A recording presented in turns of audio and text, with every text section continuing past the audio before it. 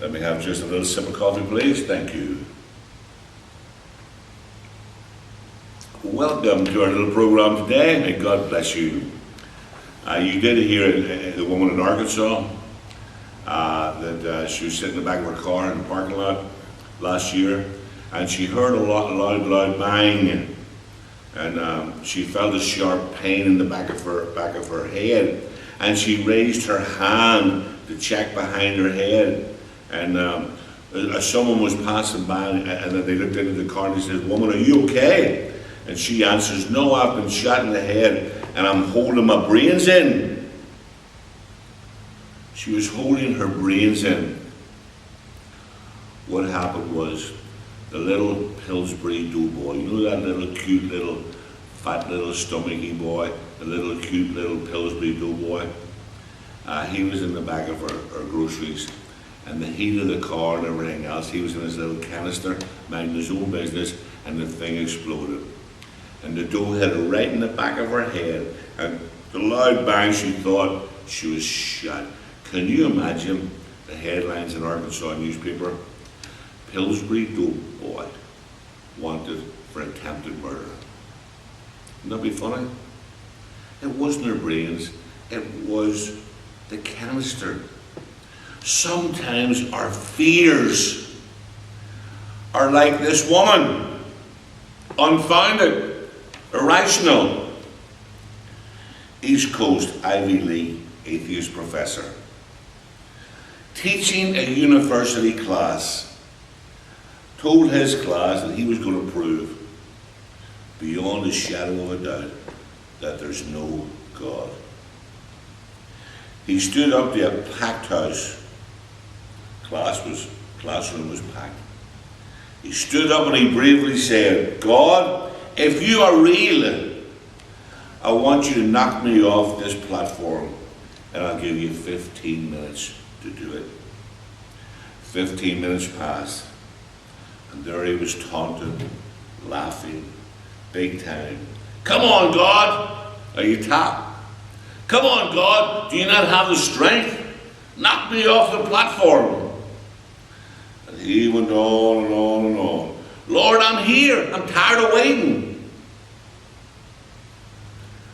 Smugly smiling, blaspheming God, a young U.S. Marine, just released from active duty, newly registered in the class, walked up to the professor, full force, knocked him off the platform, right on the chin, boom. Flying off the platform, out cold, out cold. Whenever he came around several minutes later, he looked up at the little man and he said, "Why did you do that? Why did you do that?" Badly shaken, he yelled, "What's wrong with you? Are you crazy? Why did you do that?" The Marine replied, "God was busy, and he sent for a Marine." You know, cracks are considered bad things, especially cracks in the walls, cracks in the brakes and cracks in the house, in the car. You know, a dozen eggs and 5 of them are cracked, bad. A cracked tooth, got to run to the dentist. A cracked bone fracture. A cracked pair of glasses. A cracked fingernail. A cracked windshield wiper. All of these things, you know, cracks are not good. Matthew, Mark, Luke, and John teaches us that Jesus spent his time, most of his time, his ministry, with people who had fallen through the cracks. And the list is astonishing. He wasn't with the elite. He wasn't with the super righteous. He was with the rejected, the outcasts, the people who did not fit in, the people who felt, we've got nowhere to go. I don't fit in church here.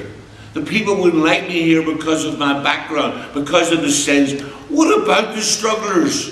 Are they welcome here? Well, as long as they struggle, as long as they overcome their struggles in a short time. Jesus taught and cared for people whom society had disregarded. There was no hope for them. Publicans, leprosy, Matthew 8:1. The centurion and his servant, the demons, the tax collectors, the sinners, the woman who was hemorrhaging for over 12 years. She tried every doctor around. She lost every penny she had, and she was still sick. The blind man, Matthew 9. The demons who was on and on and on. The demons who they could not contain. They could not tie them down. They went on and on. Listen. Here's the hope. Jesus took the time to touch them, to spend the time with them, and to heal them. I'm asking you, trust God and leave the consequences with Him. He loves you. He wants you in heaven. Have a wonderful, wonderful day. May God bless you.